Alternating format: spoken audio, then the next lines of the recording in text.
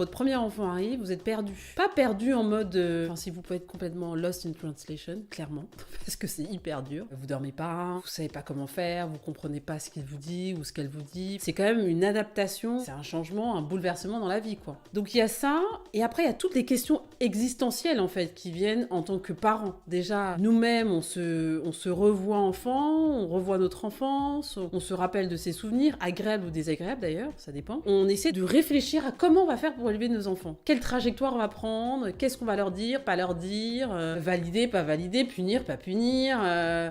Donc du coup, j'imagine que comme moi, vous vous êtes posé beaucoup de questions. Quand vous aviez entre 0 et 6-7 ans à peu près, tous les rêves que vous aviez, le champ des possibles, replongez-vous vraiment en arrière. Tout est possible, le Père Noël existe, tout est beau, on joue tout le temps, on sourit. On peut passer du sourire aux larmes en espace de 2 secondes. On a un rapport avec le monde qui est extrêmement simplifié. Cet enfant intérieur, il est intéressant d'aller le regarder parce que une fois que vous passez à l'état, donc je dirais, de conscience, enfin le début de la conscience, donc en gros, votre cerveau qui est extrêmement plastique quand vous êtes petit, la partie du néocortex, donc la partie de la raison qui vient se figer, on dit que c'est vers l'âge de 6-7 ans que ça vient se figer, vous voyez qu'en fait vous passez dans une autre réalité, une réalité dans laquelle vous voyez les choses un peu différemment, vous vous rendez compte de choses dont vous n'aviez pas conscience quand vous étiez tout petit, vous commencez à raisonner. Sachez qu'entre 0 et 6 ans, le cerveau de l'enfant est hyper plastique. Qu'il est en création, en constitution. Les enfants à cet âge-là, ils apprennent n'importe quoi. Écoutez-moi bien, n'importe quoi. Il y a des enfants qui ont appris plusieurs langues entre 0 et 6 ans, par exemple des enfants qui ont été expatriés, qui ont vécu dans différents pays, aux États-Unis, puis après dans d'autres pays, etc. Souvent, ils ont appris les langues localement. Et si elles n'ont pas été entretenues par les parents au-delà de 7 ans, ils perdent tout après. Et ils se souviennent plus qu'ils étaient bilingues, voire trilingues, quand ils étaient petits. La plasticité cérébrale des enfants, elle est hyper dense. C'est énorme. On apprend n'importe quoi. Et en même temps, je pense fondamentalement que mes parents m'ont donné une indication hyper riche,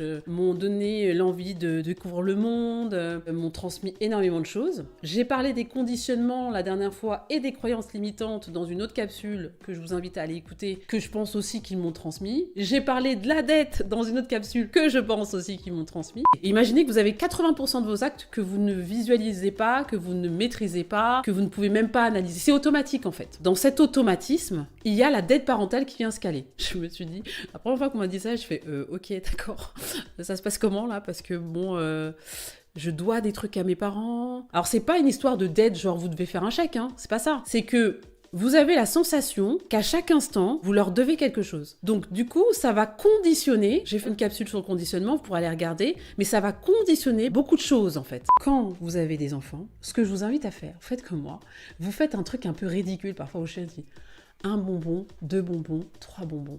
1 bonbon, 2 bonbons, 3 bonbons. En fait, c'est une façon pour moi de leur dire, je vous aime de la même manière. Vous avez des caractères complètement différents. Vous avez des personnalités totalement différentes. Mais sachez que dans ma façon de distribuer les choses, même physiquement par des bonbons, je vous donnerai la même chose. Les bonbons, imitons le sucre. Mais ça va être autre chose. Je vous distribue les choses de manière équitable. Donc, c'est des messages que se passe pour qu'ils comprennent qu'en fait, je vais leur distribuer l'amour de la même manière. Et je leur dis clairement, moi, je ne ferai pas de référence. Je le dis, je le verbalise. Je ne ferai pas de préférence entre vous. Vous êtes mes enfants, je vous aime de la même manière. Point barre. S'il vous plaît, vous parents qui avez des jeunes enfants, ne leur dites pas, s'il vous plaît, qu'ils vous doivent tout. Parce qu'ils vous doivent rien. Les enfants, ils viennent pour qu'on les accompagne, en fait. On les accompagne, on leur donne un code, des règles, on les guide sur le chemin. En quoi nous pouvons nous permettre, je suis parent, c'est pour ça que je dis ça, en quoi nous pouvons nous permettre de poser sur eux une dette comme ça? De dire, si tu fais, sans moi, tu n'es rien, tu ne réussiras jamais si je suis pas là. Et vous répétez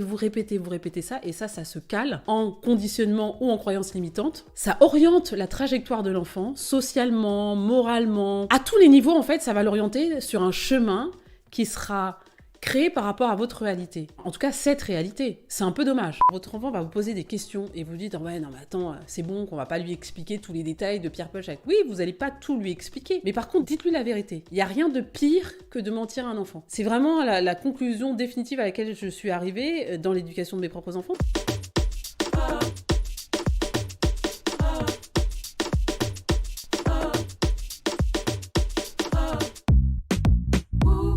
Rendez-vous sur le site internet c'estincroyable.world. Vous pourrez découvrir nos programmes de formation et de coaching.